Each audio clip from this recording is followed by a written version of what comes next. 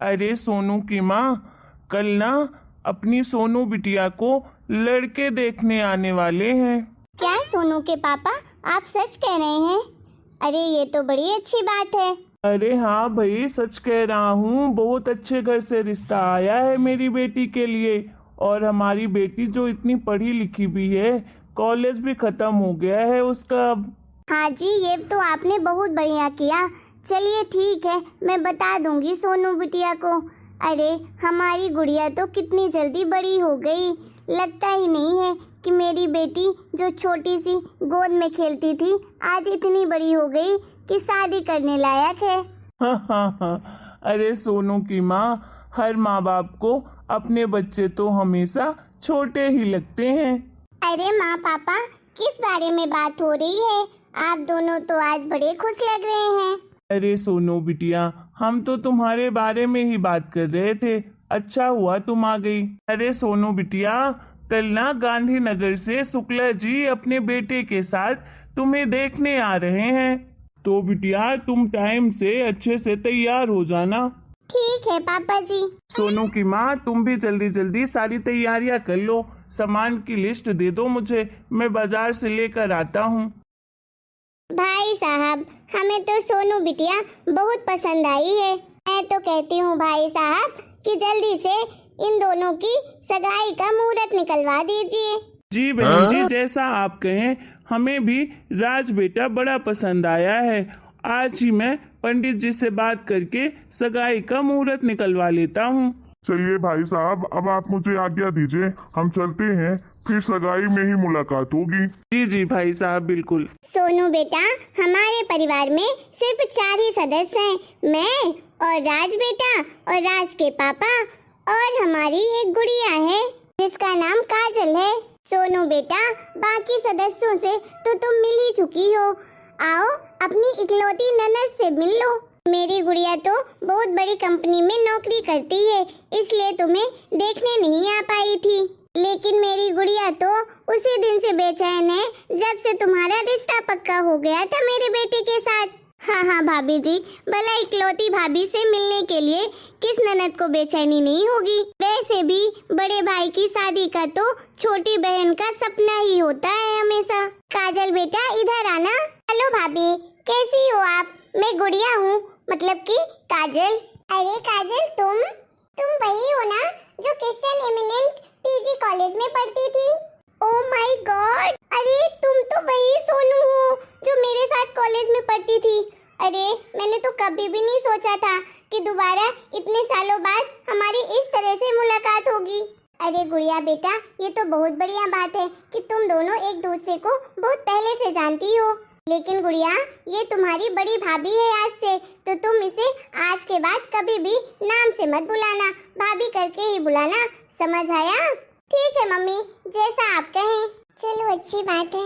मुझे तो लगा था मैं कैसे उस घर में रह पाऊंगी अकेले, लेकिन अब तो मेरी सहेली काजल भी है जो कि मेरी ननद है। अब तो मुझे कोई दिक्कत नहीं होगी वहाँ पर। मम्मी, अब तो मैं बहुत खुश हूँ। अरे मम्मी, पहले तो मेरे मन में यही डर समाया हुआ था कि पता नहीं राज जी का परिवार कैसा होगा। पता नहीं कैसे कैसे ख्याल आ रहे थे कि मैं वहाँ जाकर एडजस्ट कर भी पाऊंगी कि नहीं। लेकिन मम्मी, जब से मुझे पता चला है कि काजल मेरी ननद है, तब से मेरे मन का तो सारा डर ही चला गया है। चलो बढ़िया है बेटा, कम से कम मेरी टेंशन तो दूर हुई, नहीं तो तुझे परेशान देखते हुए मेरे मन में भी बहुत बुरे बुरे ख्याल आते थे। चलो बेटा सो जाओ, अब कल तुम्हारी शादी है। भाभी, मैं तो कब से सोच रही थी कि कितनी जल्दी आपकी शादी हो जाए और आप मेरे साथ मेरे घर में आ जाओ, हम सब एक साथ रहेंगे। कितना अच्छा लग रहा है ना? हाँ काजल, अच्छा तो लग रहा है। भाभी चलो, आज आपकी सारी साड़ियाँ देखते हैं। मुझे ना सुंदर सुंदर साड़ियाँ पहनने का बड़ा ही शौक है। मैं तो शादी के बाद हमेशा हर रोज साड़ी ही पहनने वाली हूँ। अरे सहेली के भाई के साथ तुम्हारी शादी हो गई है तो इसका मतलब ये नहीं है कि तुम ये भूल जाओ कि तुम्हारी शादी हो गई है। तुम ससुराल में हो, मायके में नहीं। अरे महारानी साहिबा, अब शादी को बहुत दिन हो गए हैं, ठीक है? तो थोड़ा पालकी छोड़कर घर के काम में भी हाथ बटाया करो। चलो 5 मिनट के अंदर सारे घर की साफ सफाई करके और रसोई में आ जाओ, बहुत सारा काम पड़ा है। अरे भाभी क्या हुआ? अभी तो आप बहुत खुश थी, अचानक से क्या हो गया कि आपकी आंख में आंसू आ गए? तुम नहीं समझोगी काजल, तुमने देखा ना मम्मी जी कैसे मुझे खरी खोटी सुनाकर चली गई। अरे भाभी, इतनी सी बात में आपकी आंखों में आंसू आ गए? अरे मम्मी है वो, कह देती है, अब इसमें इतना नाराज होने वाली बात कौन सी है? अरे मम्मी तो मुझे भी कुछ न कुछ बातें हमेशा सुनाती रहती है। आप ना छोटी छोटी बातों पर बिना वजह ही हट मत हो जाना। वासु पोछो जल्दी से, किचन में चलो और मैं भी आपकी थोड़ी मदद करवा देती हूँ। अच्छा भाभी लाओ, मैं सब्जियाँ काट देती हूँ, तब तक आप बाकी के काम कर लो। अच्छा ठीक है काजल। अच्छा काजल, मैं चाय बना रही थी, तुम पियोगी? अरे भाभी, मैं चाय पीऊंगी तो मैं तो काली हो जाऊंगी। आपकी तो शादी हो गई है, आप पी लो चाय। अच्छा ठीक है। अरे बहू, तुम क्या यही सीख कर आई हो क्या अपने मायके से? तुम्हारी माँ ने तुम्हें ससुराल में रहने के तौर तरीके नहीं सिखाए हैं क्या? क्या हुआ मम्मी जी, मुझसे कोई गलती हो गई है क्या? अरे गलती? अरे तुम्हारी ननद सब्जियां काट रही है, घर का काम कर रही है और तुम सेठानी की तरह कुर्सी में बैठकर चाय पी रही हो? ये भला कौन सा तरीका है? अरे हमारे जमाने में तो हमारे सर से पल्लू नहीं उतरता था ननद के सामने, और भाभी के रहते ननद काम करे ऐसा अनर्थ तो हमने कभी भी नहीं होने दिया। एक तुम्हें देख लो, बेशर्मों की तरह पैर के ऊपर पैर रखकर चाय पीते हुए बैठी हुई है कुर्सी में, और ननद काम कर रही है।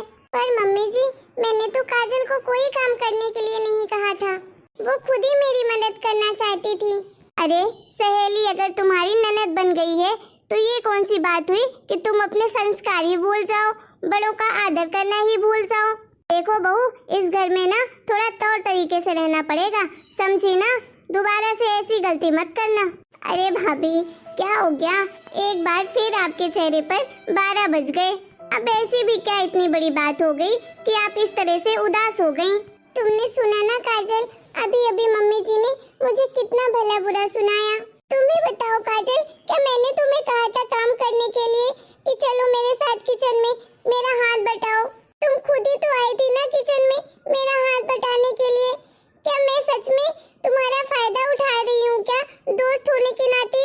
क्या सच में काजल मैं इतनी बुरी हूँ? अरे बस बस भाभी, अरे आप तो हद ही कर दी। आप तो छोटी सी बात को कहां से कहां ले गई, तिल का ताड़ बना दी। ऐसी भी क्या बड़ी बात हो गई? मैंने तो आपसे पहले ही कहा था कि मम्मी की आदत है सबको टोकने की।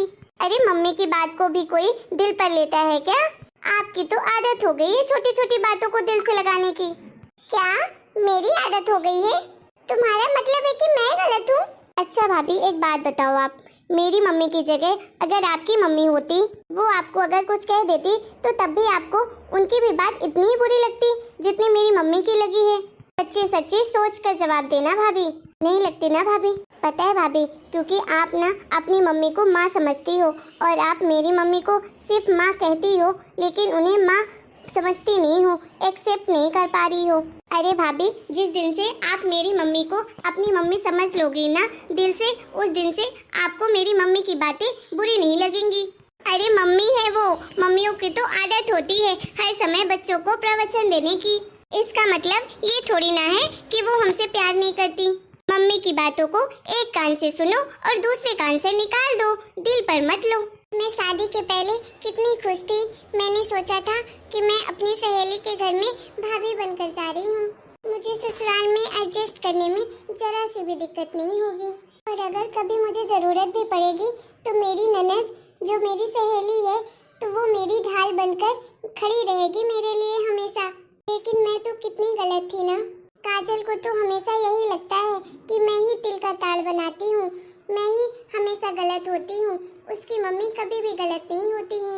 हो सकता है काजल की अभी शादी नहीं हुई है ना, इसलिए वो मेरी हालत नहीं समझ सकती है। काजल की शादी हो जाएगी ना, तब उसे पता चलेगा कि नए घर में नए लोगों के बीच में जब ऐसे ताने मिलते हैं सबके सामने तो कितना बुरा लगता है। क्या हुआ, परेशान दिख रही हो? अरे क्या बताऊं, गुड़िया जब से ससुराल से आई है बड़ी बुझी बुझी सी लग रही है, पता नहीं क्या हुआ है। अरे काजल की बात कर रही हो? अरे वो अभी नई नई शादी हुई है तो थोड़ा टाइम तो एडजस्ट करने में लगता ही है। काजल बिटिया है कहाँ, दिखाई नहीं दे रही। अरे वो अपनी सहेली सोनू भाभी के साथ बैठी है उसके कमरे में। चलो बढ़िया है। हेलो भाभी, कैसी हो आप? सब घर में ठीक है ना? हाँ काजल, मैं तो बिल्कुल ठीक हूँ और यहाँ पर सब लोग बढ़िया हैं। तुम बताओ, तुम तो ठीक हो ना? अरे क्या हुआ, तुम इतनी उदास क्यों लग रही हो? तुम्हारा चेहरा मुरझाया हुआ क्यों है? अरे भाभी, मेरा मन ना बहुत घबराया हुआ है, अंदर से मैं बिल्कुल उदास हूँ। क्या हुआ? अरे भाभी, आपको तो पता ही है कि मम्मी ने मुझे कितने नाजों से पाला है। अरे मुझसे तो एक गिलास पानी तक नहीं मांगा कभी, इतने लाड प्यार से पाला है। फिर भी मैं विकास जी के लिए, उनके घर वालों के लिए बहुत कुछ करती हूँ, पूरे घर का काम करती हूँ। उन लोग की खुशी के लिए मैं क्या नहीं करती हूँ, सब कुछ तो करती हूँ। कभी दिन को ना दिन समझती हूँ, ना रात को रात समझती हूँ। फिर भी उन लोगों को मेरी मेहनत तो बिल्कुल दिखती ही नहीं है। पता नहीं, ऐसा लगता है जैसे मेरा किया हुआ काम तो उन्हें बिल्कुल पसंद ही नहीं आता है। हर काम में बस गलतियां निकालती रहती है मेरी सास। अरे भाभी, मैं तो बिल्कुल तंग आ चुकी हूँ। अब तो मुझे लगता है वो घर छोड़ छाड़ के कहीं दूर चली जाऊँ। अरे भाभी, उस घर में मुझे कोई समझने वाला नहीं है, मेरे बारे में कोई नहीं सोचता है। अरे काजल, इतनी सी बात के लिए इतना रोना धोना? अरे भाई, सास ने किसी काम के लिए तुम्हें रोक टोक भी दिया तो क्या हुआ, वो तुम्हारी सास है। अच्छा, तुमने एक काम करो, उन्हें ना अपनी माँ की तरह समझा करो, फिर तुम्हें उनकी बात बुरी नहीं लगेगी। तुम्हें तो समझाती थी ना काजल मुझे कि सास को अगर माँ समझोगी तो उनकी बातें हमेशा सही लगने लगती हैं। लेकिन अब तुम्हें क्यों बुरा लग रहा है? तुम क्यों दुखी हो रही हो? अरे भाभी, आप मेरी बात को नहीं समझ रही हो। उन्हें लगता है कि मैं कोई काम वाली मशीन हूँ, मैं तो इंसान ही नहीं लगती हूँ उन्हें तो बस लगता है कि मैं पूरा दिन काम करूँ और चुपचाप उनकी बातें सुनती रहूँ।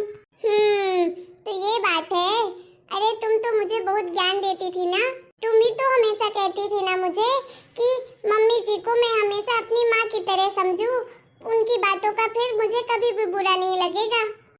अब समझ में आया तुम्हें, अपनी जलती है तो कैसा लगता है? सच सच बताना ननद रानी, सास की बातों से तुम्हारी भी जली ना? अब तो समझ आ गया है मुझे कि जब खुद पर बीतती है तभी पता चलता है।